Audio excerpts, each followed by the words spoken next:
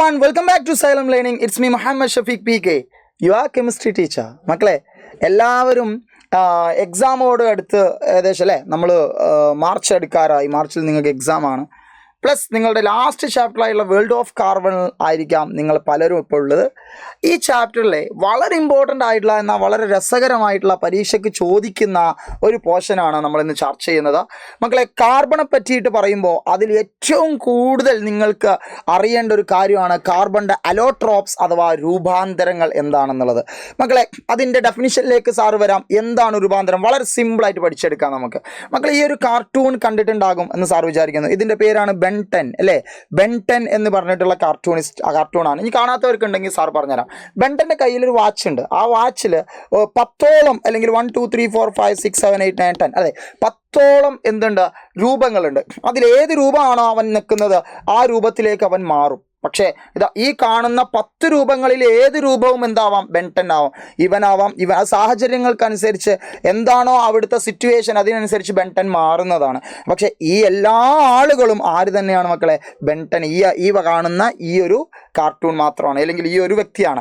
Okay, ഇവൻ ഈ കാണുന്ന 10 രൂപങ്ങൾ ഇവൻ തന്നെയാണ്. ഇതുപോലെ കാർബൺ എന്താണ്? ഇതുപോലെ ഒരു പവർഫുൾ ആയിട്ടുള്ള ഒരു കാര്യമുണ്ട്.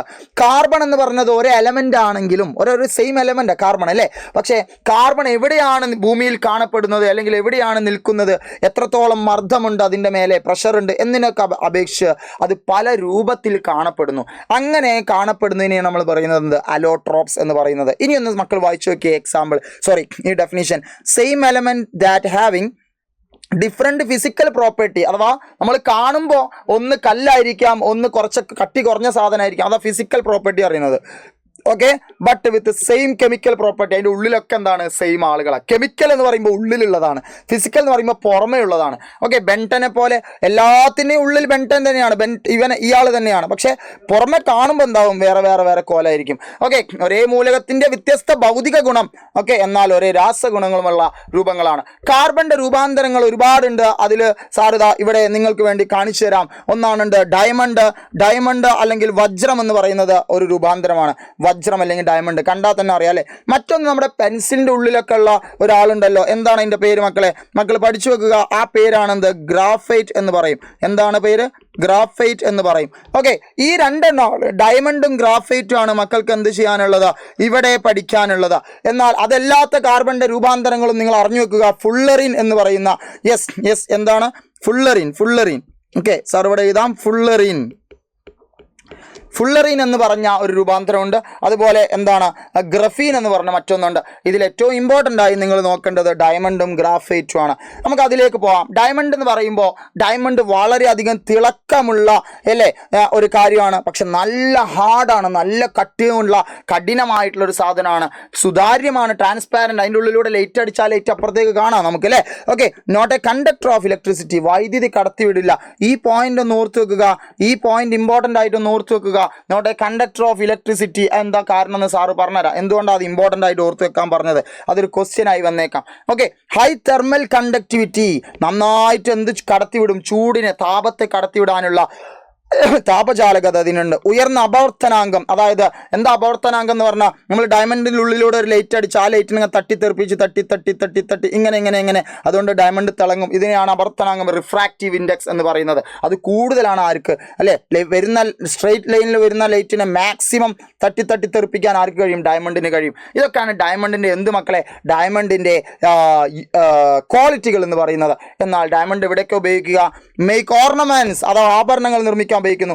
ഗ്ലാസ് മുറിക്കാൻ വേണ്ടിയിട്ട് ഉപയോഗിക്കുന്നുണ്ട് ഡയമണ്ട്. ഗ്ലാസ് മുറിക്കുക എന്ന് പറയുമ്പോൾ ഗ്ലാസ് കട്ട് ചെയ്യാൻ വേണ്ടിയിട്ട് അവിടെ യൂസ് ചെയ്യുന്ന നല്ല ഹാർഡായിട്ടുള്ള ഷാർപ്പായിട്ടുള്ള ആളാണ് ഒരു ഡയമണ്ട്. അതുകൊണ്ട് തന്നെ ഒരു നല്ല കട്ടിയുള്ള ഗ്ലാസിനെ മുറിക്കാൻ നമുക്ക് ഡയമണ്ട് ഉപയോഗിക്കാം. അപ്പം ഇതിൽ ഈ സംഭവങ്ങൾ, ഈ പോയിന്റുകൾ പഠിച്ചു വെക്കുക. ഇങ്ങനെ മക്കളെ, ഡയമണ്ടിൻ്റെ ഘടന, സ്ട്രക്ചർ എന്താണെന്ന് നോക്കാം നമുക്ക്.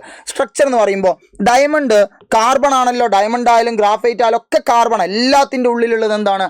കാർബണുകളാണ്. ഡയമണ്ട് എന്ന് പറയുമ്പോൾ അതിൻ്റെ ഉള്ളിൽ ഒരു കാർബൺ ചുറ്റുമുള്ള 4 കാർബണുകളുമായിട്ട് ബോണ്ട് ഉണ്ടാക്കുന്ന രൂപത്തിലാണ് ഡയമണ്ടിലുള്ളത്. ഒരു കാർബൺ ചുറ്റുമുള്ള 4 കാർബണുമായിട്ട് ബോണ്ട് ഉണ്ടാക്കുന്നു. മക്കൾ എപ്പോഴും പഠിച്ചു വെക്കുക. കാർബണിൻ്റെ അറ്റോമിക് നമ്പർ 6 ആണ്, 2,4 ആണ് എഴുതുക. അപ്പോൾ അതിൻ്റെ വാലൻസി, അതിൻ്റെ ലാസ്റ്റ് ഷെല്ലിൽ എപ്പോഴും ഉണ്ടാവുക എത്ര ഇലക്ട്രോൺ ആണ്? 4 ഇലക്ട്രോൺ ആണ്. അപ്പോൾ ആ 4 ഇലക്ട്രോണുകളും ഡയമണ്ടിൽ എന്താണ്? അവിടെ ഉപയോഗിച്ചിട്ടുണ്ട്. അതായത് അവിടെ ഇലക്ട്രോൺ എന്തില്ല, ഫ്രീ ആയിട്ടില്ല, സ്വതന്ത്രമായിട്ടുള്ള ഒരു ഇലക്ട്രോൺ അവിടെ കാണുന്നില്ല മക്കളെ. അത് പോയിന്റ് ഓർത്തു വെക്കുക. അങ്ങനെ സ്വതന്ത്രമായിട്ടുള്ള ഇലക്ട്രോണുകൾ ഇല്ലാത്തത് കൊണ്ടാണ്, ഫ്രീ ഇലക്ട്രോൺ ഉണ്ടാകുമ്പോൾ മാത്രമേ ഇലക്ട്രിസിറ്റി കണ്ടക്ട് ചെയ്യുള്ളൂ. പക്ഷേ ഡയമണ്ടിൽ അതിൻ്റെ എല്ലാ ഇലക്ട്രോണുകളും അത് ഉപയോഗിച്ചതുകൊണ്ട് അവിടെ എന്തില്ല, ഫ്രീ ഇലക്ട്രോൺ ഇല്ല, സ്വതന്ത്ര ഇലക്ട്രോണുകളില്ല. അതുകൊണ്ടാണ് അത് വൈദ്യുതി കടത്തിവിടാത്തത്. ഇത് ചോദ്യമായി വരും, നിങ്ങൾ ഓർത്തു വെക്കുക. നിങ്ങൾ ഇമ്പോർട്ടൻ്റ് ആയിട്ട് ഓർത്തു വെക്കുക. ഡയമണ്ട് വൈദ്യുതി കടത്തിവിടാത്തത് എന്തുകൊണ്ടാണെന്ന് ചോദിച്ചാൽ മക്കൾ എഴുതണം ആബ്സെൻസ് ഓഫ് ഫ്രീ ഇലക്ട്രോൺ, സ്വതന്ത്ര ഇലക്ട്രോണുകളുടെ അഭാവം മൂലമാണ് എന്ന് മക്കൾ മനസ്സിലാക്കി വെക്കുക. അപ്പോൾ ഡയമണ്ടിന്റെ സ്ട്രക്ചർ പഠിച്ചു. എന്താണ്? Each carbon bonded with surrounding 4 carbons. ഓരോ കാർബണുകളും അതിന്റെ ചുറ്റുമുള്ള 4 കാർബണുമായിട്ട് ബോണ്ട് ചെയ്യുന്ന രൂപത്തിലാണ് ഡയമണ്ടിന്റെ സ്ട്രക്ചർ ഉള്ളത്. ഓക്കെ, അതിൽ ഫ്രീ ഇലക്ട്രോൺ ഇല്ലാത്തത് കൊണ്ട് അത് എന്ത് ചെയ്യുന്നില്ല, വൈദ്യുതി കടത്തിവിടുന്നില്ല. മക്കൾക്ക് മനസ്സിലാകുന്നുണ്ട് എന്ന് വിചാരിക്കുന്നു. ഓക്കെ, എക്സാമിന് ഇമ്പോർട്ടൻ്റ് ആണ് ഈ ഏരിയ. എന്നാൽ അടുത്ത നമ്മൾ ഏറ്റവും ഇമ്പോർട്ടൻ്റ് ആയിട്ടുള്ള ഗ്രാഫൈറ്റ് അഥവാ അടുത്ത രൂപാന്തരം അലോട്രോപ്പാണ് ഗ്രാഫൈറ്റ്. എവിടെ നമ്മൾ ഉപയോഗിക്കറ? പെൻസിലിന്റെ ലെഡൊക്കെ കണ്ടില്ലേ, ഗ്രാഫൈറ്റ് ആണ്. ഓക്കെ, ഈ ഗ്രാഫൈറ്റ് പൊതുവെ ഡയമണ്ടിനേക്കാൾ സോഫ്റ്റ് ആണ്. അപ്പോൾ സോഫ്റ്റസ്റ്റ് ക്രിസ്റ്റലൈൻ അലോട്രോപ്പാണ് കാർബണിന്റെ. ഓക്കെ, മൃദുവായിട്ടുള്ള അലോട്രോപ്പാണ്. ഇനി അതിന്റെ പ്രത്യേകത എന്താ? സ്ലിപ്പറി ആണ് അല്ലേ. നമ്മൾ പെൻസിലിന്റെ ലെഡ് ഇങ്ങനെ ആക്കി കഴിഞ്ഞാൽ നന്നായിട്ട് മിനുസപ്പെടും. അപ്പോൾ സ്ലിപ്പറി ആയതുകൊണ്ട് തന്നെ 2 സാധനത്തിന്റെ ഇടയിൽ ഇത് വെച്ചാൽ അവിടെ എന്തുണ്ടാവില്ല, ലൂബ്രിക്കേഷൻ കിട്ടും അവിടെ. ഓക്കെ, അപ്പൊ നോക്കണേ, സോഫ്റ്റ് ആൻഡ് സ്ലിപ്പറി ആണ്, ഗ്രേ കളറാണ്, ചാരനിറമുണ്ട്. Conductor of electricity, electricity conduct ചെയ്യുന്നുണ്ട് എന്നാ പറയുന്നത്. കണ്ടക്ട് ചെയ്യുന്നുണ്ട്. ഡയമണ്ട് ഇലക്ട്രിസിറ്റി കണ്ടക്ട് ചെയ്യുന്നില്ല, ഗ്രാഫൈറ്റ് കണ്ടക്ട് ചെയ്യുന്നുണ്ട്. അപ്പം അതിൻ്റെ ഉത്തരം മക്കളെ മനസ്സിൽ ഇപ്പം തന്നെ ഉണ്ടാവും. ഡയമണ്ട് എന്തുകൊണ്ടാണ് ഇലക്ട്രിസിറ്റി വൈദ്യുതി കടത്തിവിടാത്തത്? അതിന് ഫ്രീ ഇലക്ട്രോണിന്റെ അഭാവം മൂലമാണ്. എന്നാൽ അത് എന്തുകൊണ്ടായിരിക്കും വൈദ്യുതി കടത്തിവിടുന്നത്? ഇതിൽ ഫ്രീ ഇലക്ട്രോൺ, സ്വതന്ത്ര ഇലക്ട്രോണുകൾ ഉണ്ടായിരിക്കും, അതുകൊണ്ടാണ് കേട്ടോ. ഓക്കെ, പിന്നെന്താണ് അടുത്ത പോയിന്റ്? നോൺ വോളറ്റൈൽ അഥവാ ബാഷ്പീകരിച്ച് പെട്ടെന്ന് ആവിയായിട്ട് പോകൂല. ആര്? നമ്മളുടെ ഗ്രാഫൈറ്റ് എന്ന് പറയുന്നത്. മക്കളെ, ഇതൊക്കെ അതിന്റെ ക്വാളിറ്റികളാണ്. അതിന്റെ ഉപയോഗം എന്താണ്? യെസ്, പെൻസിലിന്റെ ലെഡ് ഉണ്ടാക്കാൻ ഡ്രൈ സെല്ലിൽ ഉപയോഗിക്കുന്നുണ്ട്. ലൂബ്രിക്കൻ്റ് ആയിട്ട് ഉപയോഗിക്കുന്നു, സോളിഡ് ലൂബ്രിക്കൻ്റ്. അപ്പോൾ ഓർത്ത് വെക്കുക, സോളിഡ് ലൂബ്രിക്കൻ്റ് ആയിട്ട് ഉപയോഗിക്കുന്ന അലോട്രോപ്പ് ഏതാണെന്ന് ചോദിക്കും. ഓക്കെ, എന്താണ്? ഖരാവസ്ഥയിലുള്ള സ്നേഹകമായിട്ട് ഉപയോഗിക്കുന്ന അലോട്രോപ്പ് ഏതാണ്? ഗ്രാഫൈറ്റ് എന്ന് എഴുതണം മക്കൾ. അത് മറക്കരുത്. ഇമ്പോർട്ടൻ്റ് ആണ് കേട്ടോ. ഓക്കെ, അപ്പോൾ ഗ്രാഫൈറ്റിന്റെ ഘടന എങ്ങനെയാണ്? ഗ്രാഫൈറ്റിന്റെ ഘടന എന്ന് വെച്ചാൽ നേരത്തെ പോലെയല്ല, ഒരു കാർബൺ ചുറ്റുമുള്ള 3 കാർബണുമായിട്ടാണ് ബോണ്ട് ഉണ്ടാക്കുന്നത്. അപ്പോൾ ഒരു ഇലക്ട്രോൺ അവിടെ ഫ്രീ ആയിട്ട് കിടക്കുന്നുണ്ട്. ഓക്കെ, അപ്പം each carbon atom covalently bonded with the surrounding 3 surrounding atoms ആണ് കേട്ടോ. 3 എണ്ണമായിട്ട്. അപ്പം 4 ഇലക്ട്രോൺ ഉള്ളതിൽ 3 എണ്ണം ഫില്ല, പക്ഷെ ഒരു ഇലക്ട്രോൺ അവിടെ ഫ്രീ ആയിട്ട് കിടക്കുന്നുണ്ട്. ഓക്കെ, പിന്നെ അങ്ങനെ എന്ത് ചെയ്യും? ഒരു ഷീറ്റ് പോലെയുള്ള ഘടനകളായിട്ട് മാറും. ഓരോ ഷീറ്റായിട്ട് മാറും. ഓക്കെ, ഈ ഷീറ്റുകൾ തമ്മിൽ എന്തുണ്ടായിരിക്കും? ഒരു ബോണ്ട് ഉണ്ടായിരിക്കും. അത് വീക്ക് ബോണ്ടാണ്, വീക്ക് വാണ്ടർവാൾ ഫോഴ്സ് പോലെയുള്ള ബോണ്ടാണ്. അതുകൊണ്ടാണ് ഇവൻ സ്ലിപ്പറി ആയത്. അങ്ങോട്ടും ഇങ്ങോട്ടും തെന്നി മാറും, ഷീറ്റുകൾ അങ്ങോട്ടും ഇങ്ങോട്ടും തെന്നി മാറും. Okay, ready. അപ്പോൾ ഇവിടുത്തെ ഘടന ചോദിക്കുമ്പോൾ മക്കൾ എഴുതേണ്ടത് each carbon bonded with surrounding 3 carbons. പിന്നെന്താണ്? ആ ഷീറ്റുകളെ പോലെയുള്ള ഘടനയാണ് form sheet like structures. Sheet stacked one above other. Okay, അതായത് ഒന്നിനു മുകളിൽ മറ്റൊന്നായിട്ട് ഷീറ്റുകൾ ഘടിപ്പിച്ചിരിക്കുന്നു. ഈച്ച് ലെയർ, ഓരോ ഷീറ്റും എന്താണ്?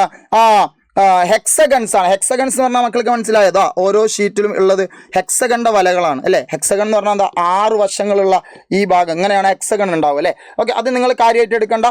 അവ ദുർബലമായ van der Waals force, weak van der Waals force ആണ് ഈ ഷീറ്റുകളെ തമ്മിൽ ബന്ധിപ്പിക്കുന്നത്. കണ്ടോ, ഇവർ തമ്മിൽ ഈ ഒരു ഷീറ്റും അതിൻ്റെ മേലുള്ള ഷീറ്റും തമ്മിൽ വീക്ക് വാണ്ടർവാൾ ഫോഴ്സ് ആണ്. അതുകൊണ്ട് എന്ത് ചെയ്യും? വീക്ക് ആയതുകൊണ്ട് ഇതിങ്ങനെ ആടി കളിക്കും. അതുകൊണ്ട് ഇവൻ സ്ലിപ്പറി ആണ്. Okay, ready. പിന്നെ അതിനാൽ ഒരു പാളി മറ്റൊന്നിന് മുകളിൽ സ്ലൈഡ് ചെയ്യും. Hence 1 layer slide over another. Okay, അപ്പോൾ മക്കൾ ഇത് ഓർത്ത് വെക്കുക. ഇതൊക്കെ ഗ്രാഫൈറ്റിന്റെ ക്വാളിറ്റികളും സ്ട്രക്ചറുകളുമാണ്. എന്നാൽ അടുത്ത ചോദ്യം, ഗ്രാഫൈറ്റ് എന്തുകൊണ്ടാണ് വൈദ്യുതി കടത്തിവിടുന്നത്, വൈദ്യുതി ചാലകമായത്? അപ്പോൾ നമുക്ക് പറയാൻ പറ്റണം presence of free electron. Okay, അപ്പോൾ ചോദ്യങ്ങൾ എന്തൊക്കെയാണെന്നുള്ളതും തിയറികൾ എന്തൊക്കെയാണെന്നുള്ളതും നമ്മൾ വളരെ ഉഷാറായിട്ട് പഠിച്ചു. ഈ ചുരുങ്ങിയ സമയമാണെങ്കിലും വളരെ ഇമ്പോർട്ടൻ്റ് ആയിട്ടുള്ള ഒരു ഏരിയയാണ് കാർബണിന്റെ ലോകം. വേൾഡ് ഓഫ് കാർബൺ എന്ന് പറഞ്ഞ ചാപ്റ്ററിലെ വളരെ ഇമ്പോർട്ടൻ്റ് ആയിട്ടുള്ള ഏരിയയാണ് നമ്മളിവിടെ ചർച്ച ചെയ്തത്. മക്കളെ, നിർബന്ധമായിട്ടും വീഡിയോ നിങ്ങൾക്ക് ഉപകാരപ്പെടും. നിങ്ങളുടെ കൂട്ടുകാരിലേക്ക് ഷെയർ ചെയ്യുക, കമന്റ് ബോക്സിൽ കമന്റുകൾ ആഡ് ചെയ്യുക. ഓക്കെ, നിങ്ങൾക്ക് വേണ്ട കണ്ടന്റുകൾ ഏതൊക്കെയാണെന്ന് നിങ്ങൾ ആഡ് ചെയ്യുക. സോ മക്കളെ, എല്ലാവരും നല്ല ഉഷാറായിട്ട് പഠിക്കുക, നല്ല മനസ്സോട് കൂടി നിൽക്കുക. ഓക്കെ, അടുത്ത പ്രാവശ്യം ഇതിലും ഉഷാറായി ഒരു കണ്ടന്റുമായി, ഒരു വീഡിയോയുമായി വരുന്നവരേക്കും സൈനിങ് ഓഫ്.